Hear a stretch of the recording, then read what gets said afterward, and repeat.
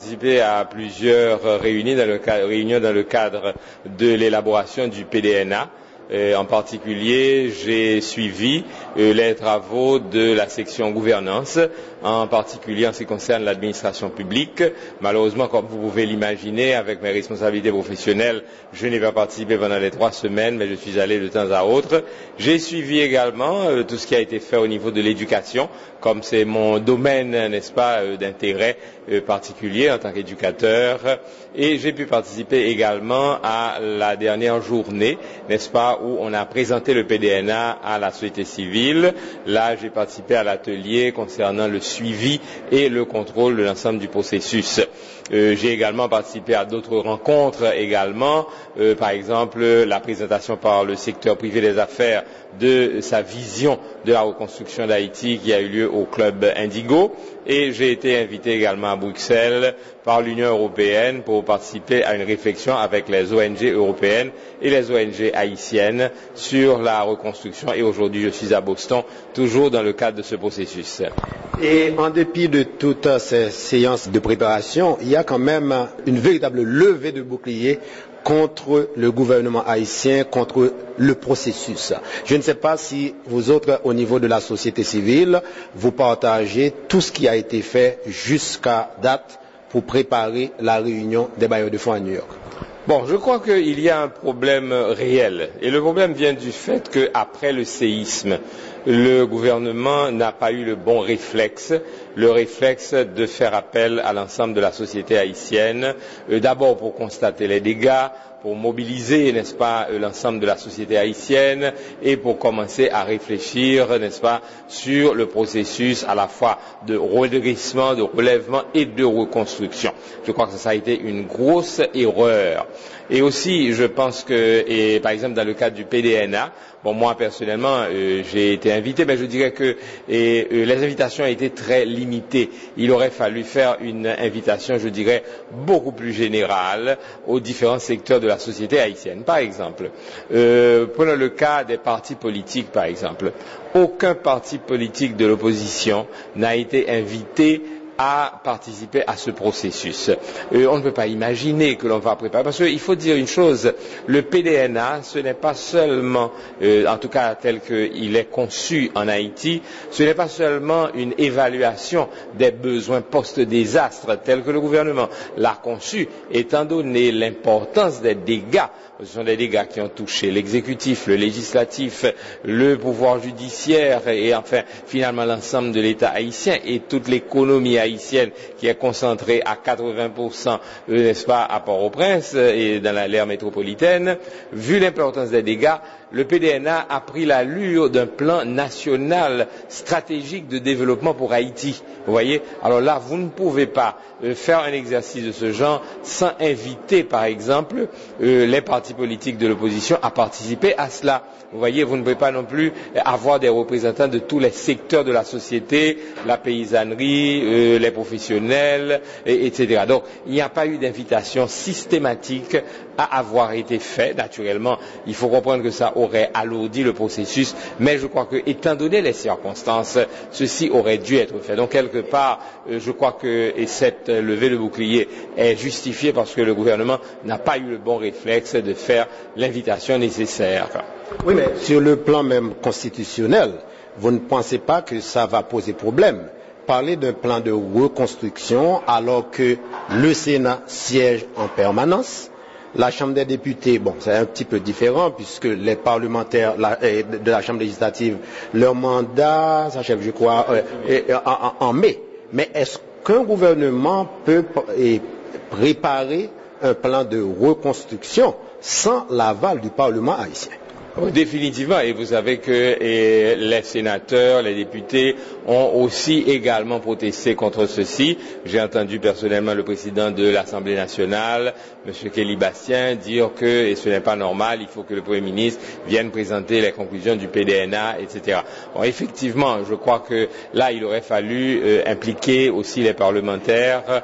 Je crois qu'il y a eu là certainement une mauvaise gestion du dossier par le gouvernement et Et je crois que ça, c'est le gros reproche que l'on fait, pas seulement un problème de communication, mais ils n'ont pas pris vraiment, je dirais, l'ampleur des dégâts et l'ampleur de la mobilisation qu'il aurait fallu. Parce que de toute façon, si les différents secteurs de la société haïtienne ne s'approprient pas ce plan national de développement ou ce PDNA, etc., eh bien, ils ne vont pas véritablement collaborer à sa mise en œuvre.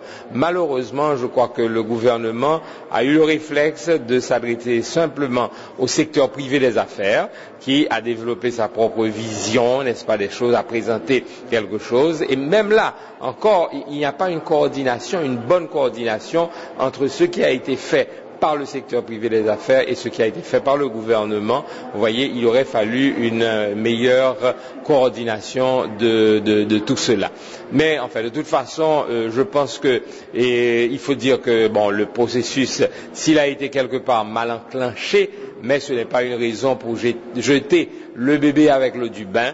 Je crois qu'il faut que tout le monde s'implique, n'est-ce pas, et peut-être qu'il faudra aussi corriger le processus, parce que je crois qu'il y a aussi la nécessité aujourd'hui pour le gouvernement d'inviter les différents secteurs à réfléchir aussi sur la question de la gouvernance, parce que quel que soit le montant, n'est-ce pas, que l'on peut tirer pour le travail de reconstruction ou de relèvement d'Haïti, quels que soient les engagements des bailleurs internationaux, etc., s'il n'y a pas une bonne gouvernance, s'il n'y a pas une gouvernance d'abord légitime, vous avez parlé, n'est-ce pas, du 10 mai, mais le 10 mai, même le Premier ministre lui-même n'aura pas de légitimité, étant donné qu'il n'y aura pas de Parlement fonctionnel, opérationnel, étant donné que nous avons un régime mi-parlementaire, mi-présidentiel. Vous voyez, c'est un problème. Ensuite, c'est un processus qui va durer, n'est-ce pas, plusieurs années, un processus de reconstruction, n'est-ce pas? Alors, M. Préval s'en va le 7 février 2011, il y aura... Oui, mais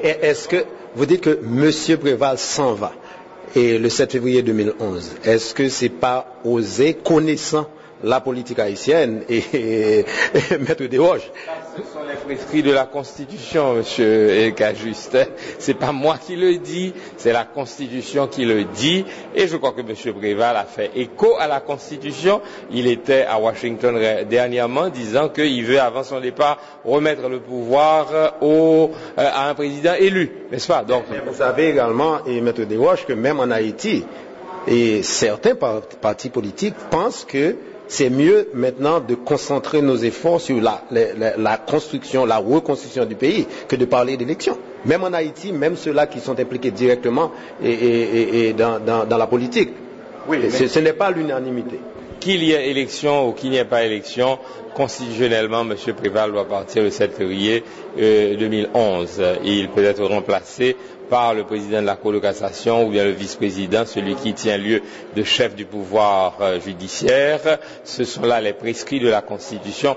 Et vous savez, il y a une chose, M. Cajuste, c'est qu'aujourd'hui, l'État s'est effondré, l'administration publique, tous les pouvoirs. Il y a une seule chose, un cran d'arrêt qui maintient encore cet État, c'est la Constitution de 1787 et nous ne pouvons pas, n'est-ce pas, toucher pour l'instant à cette Constitution. C'est notre dernier repère, parce qu'un État, c'est d'abord une construction juridique avant toute chose, avant les bâtiments. C'est la loi mère qui fonde la nation.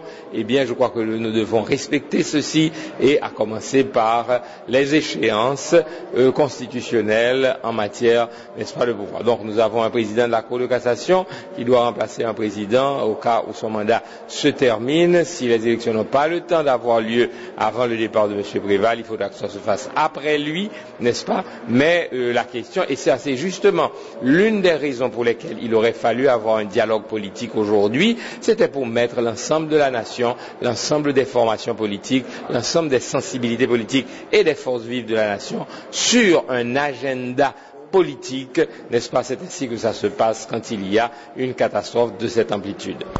Pour terminer, Maître Desroches, il y a ce débat en Haïti entre le gouvernement haïtien et les organisations non gouvernementales. C'est la guerre ouverte. M. Préval, dans toutes ses prises de position, véritablement, il part en guerre contre l'intervention en Haïti des organisations non gouvernementales. Comment vous autres de la société civile vous appréhendez ce débat? Bon, d'abord, il faut dire que si aujourd'hui les organisations non gouvernementales ont pris cette importance dans les affaires du pays, c'est à cause de la façon même dont l'État haïtien a fonctionné. Nous prenons un simple exemple. Prenons l'exemple de l'éducation, qui est mon domaine, n'est-ce pas, d'intervention et, n'est-ce pas, en général. Eh bien, vous avez 85% de l'offre scolaire qui est donnée par des organisations non publiques, n'est-ce pas, donc non gouvernementales. L'État ne représente même pas 25% de l'offre scolaire, que ce soit au niveau élémentaire, que ce soit au niveau secondaire, que ce soit au niveau universitaire. Donc maintenant, l'État a été absent, n'est-ce pas, l'État n'a pas su donner les services, n'est-ce pas, à la population. Prenons le cas de la santé, c'est la même chose. Vous avez plus que 55% de l'offre, n'est-ce pas, de services de santé donnés. Donc à ce moment-là, les ONG haïtiennes ou étrangères se sont substituées à l'État haïtien. Donc maintenant, je crois que l'État a mauvaise grâce, maintenant que l'argent va arriver, de dire tout doit passer par moi.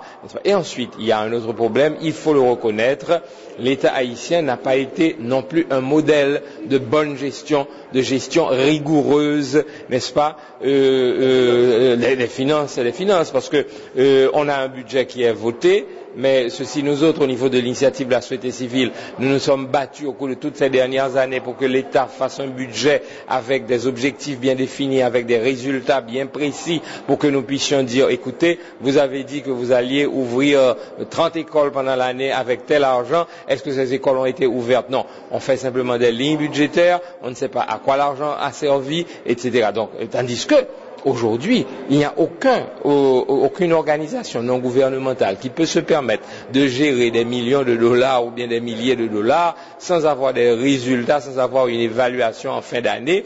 Même nos députés et nos sénateurs, n'est-ce pas, ne se préoccupent pas véritablement de suivre, si vous voulez, n'est-ce pas, la loi de règlement du budget. Parce que la loi de règlement du budget, c'est une loi qui dit, voilà, le budget a été bien exécuté, le budget a fait exactement ce qu'il avait promis de faire. L'État est un mauvais gestionnaire, donc on peut comprendre qu'aujourd'hui, qu'on ne fasse pas confiance à cet État, à ce gouvernement. Je crois que, et avant de critiquer, n'est-ce pas, les autres, de leur dire d'enlever la paille qui est dans leur œil, il faut enlever la poutre qui est dans l'œil du gouvernement et faire une bonne gestion. Je crois que c'est là où se situe véritablement le problème.